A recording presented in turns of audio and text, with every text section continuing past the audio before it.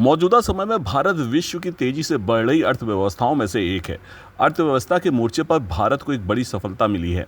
Japan को पछाड़कर भारत अब दुनिया की चौथी सबसे बड़ी अर्थव्यवस्था बन गया है। नीति आयोग के सीईओ BVR सुब्रमण्यम ने नीति आयोग की गवर्निंग काउंसिल की 10वीं बैठक के बाद यह बात कही। सुब्रमण्यम ने कहा कि कुल मिलाकर ग्लोबल और आर्थिक माहौल भारत के अनुकूल है। उन्होंने कहा, जब मैं बोल रहा हूं तब हम चौथी सबसे बड़ी अर्थव्यवस्था हैं। आज हम 4000 अरब डॉलर यानी 4 ट्रिलियन डॉलर की अर्थव्यवस्था हैं। इंटरनेशनल मॉनेटरी फंड IMF के आंकड़ों का हवाला देते हुए सुब्रमण्यम ने कहा कि आज भारत की अर्थव्यवस्था जापान से बड़ी है।